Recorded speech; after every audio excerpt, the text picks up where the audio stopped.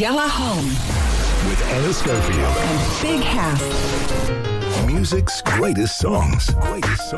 Worth covering. Original classic hitmakers. Now, this lady is without doubt one of the great pop icons of any kind of era, dating back to 1980. She was born in 1980, and this song is synonymous with I don't know anywhere in the world really where you would play this intro and people wouldn't understand that it was a Christina Aguilera song. I kind of feel that it's a part of history. But that doesn't mean that she had it easily, and it doesn't mean that she didn't work hard to get to the climb. So let's talk about her. Christina Maria Aguilera, born December the 18th, 1980, and of course American singer, songwriter, actress, television personality now they call her, and her accolades include 5 Grammy Awards, 1 Latin Grammy Award. She's got a star on the Hollywood Walk of Fame. She's ranked at number 58 on Rolling Stone's list of 100 greatest singers of all time, and included on Time's annual list of 100 most influential people in the world. To be honest, until I started researching Christina, I didn't know half of what this lady did. And even more interesting, I didn't realise that she's kind of considered quite a lead kind of person in terms of female empowerment. And she did it probably through ways that we would all go, well, surely that's not female empowerment. So let's talk about what she did. She was born in Staten Island, New York, and then raised in Pennsylvania. Didn't have that great an upbringing. She appeared in television shows in her early years. Everyone knows that. Singing and recording. She got a contract with RCA Records in 1998 and released her self-titled album. But let's go back to her sort of early life. Her father was from Ecuador, and her mother had German, Irish, Welsh and Dutch ancestry. There's a lot going on in there. German, Irish, Welsh and Dutch. Okay, that's her mother. And then she had this Ecuadorian father. So that's where her Latin vibe comes from. Lots of singing. Apparently, when you do research on this lady, you'll find that everyone who talks about her, knowing her as a child, when she was known as the little girl with the big voice. She had pipes from the day she was born, and won her first singing contest when she was 8 years old. She used to sing Whitney songs. That's what she used to do. Can you imagine 8 years old singing Whitney songs? That was her. So she was always this kind of girl that was going to sing. And all she wanted to do was sing, by the way. That's all she wanted to do. She did want to go to school, but she wanted to sing. Because of her father's military career, they moved around a lot. And this is quite interesting because she lived in all sorts of places. One of them was Japan. Like, it was Texas, New York, Japan. And she has stated in interviews that her father was physically and emotionally abusive, so quite hard to live with. To cope with it, she's talked about how it was so turbulent in the house that she used to use music as a form of escape. No surprises there. And when she was actually in Japan, she ended up getting together with a big Japanese artist there, and they released a song. No one really knows about it. You know, obviously now it's come out, but at the time it didn't do well. It didn't really get any traction. It was long before Genie In A Bottle.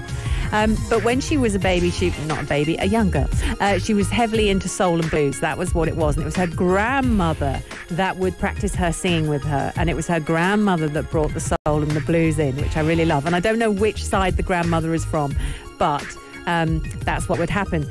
In 1991, this is when all things broke, and there was a situation going on. You got the teen pop craze. You've got Britney Spears making a kind of a big splash, and you know that teen pop thing was really interesting. So they're all at the Mickey Mouse Club. There was a thing called the Mickey Mouse Club, and this was a program for kids. Ryan Gosling, Justin Timberlake, Christina Aguilera, Britney Spears. I mean, this children's program spawned some huge stars. They're all immaculate talents. Kerry Russell as well was in there too. From that, nearly all of them went on to get recording contracts. So she joined in 1991. In 1994, they wrapped the show, and that's when she went, right, here we go. I want to do my first album. I'm ready. And that's when they got her together with, this Japanese artist, and she did the song, and it didn't really do well. But she's recorded as being very, very pushy, and also saying, this isn't moving fast enough for me. I want to get in there. I want to do it now. And she ended up signing with RCA. So she comes out with this album, and it was Genie In A Bottle. So I'm just going to look at the year for Genie In A Bottle, because you were actually asking, House. 1999, there you go.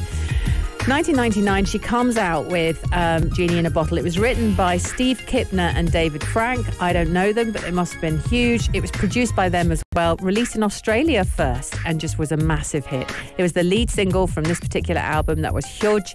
And, you know, it's got a little bit of R&B in it, lots of dance pop, bit of teeny, all of that kind of stuff. Now, funnily enough, the references in it, although people do go, parents go, really?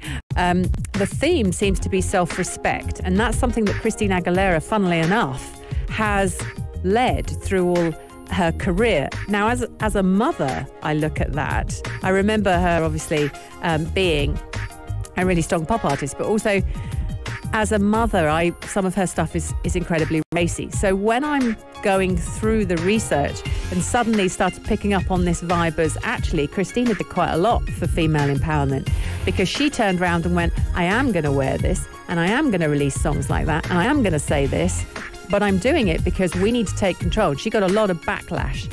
So the music video for Genie In A Bottle, everyone loved it. Everyone went, yay, it's teen, it's lovely, and we got Britney as well, and aren't they wonderful? She did 2 albums with this particular label, ditched it, went somewhere else, and then took control. And she was the executive producer. She then brought out an album called Stripped, which she says was about being back to basics, stripped down. This is me, this is what I want to do. However, the songs that came out were in your face and quite, blow your hair off. Both costume-wise, what she was wearing, what she was singing about. And of course, parents were going, really? We've gone from Mickey Mouse Club to this. And she turned around and went, actually, I think you'll find that I'm in control. And I think you'll find that every video that I am making and everything that I am showing you is about me being in control and not being taken advantage of. Interesting. Now, she managed to carry that. She got a load of shade. She got lots of kind of disapproval from all areas. But she carried on, and now is talked about in terms of leading the way. What they say happened was that artists like Beyonce, funnily enough, and Britney Spears stopped releasing these kind of songs that were, I'm innocent, I'm really attractive, but I'm innocent. And they went, oh, okay, what, can we be like this? And they all started actually releasing songs that were just like, yeah, look, this is me. That's what they're saying about Christina Aguilera, and they're saying that she led the way with it. They're saying that her obviously her voice is totally incredible. She can go from you'll know this more than me, Has, because honestly I get into the technicalities of voice and stuff and go, I don't know what anyone's talking about. But apparently she can go from C to C sharp, so she can just go all the way up.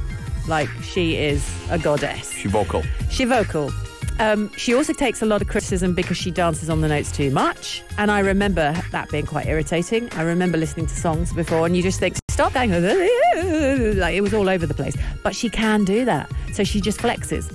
And that's what she's got. And now, of course, she's had a huge television career. She's been in movies. She's done The Voice for so many years, and now married, has 2 kids, the whole 9 yards. Christina Aguilera does appear to have it all. So now you know this about this woman. Let's listen to her launch song. It was Genie In A Bottle. I'm playing it for you now. Yalla Home with Ana Schofield and Big House.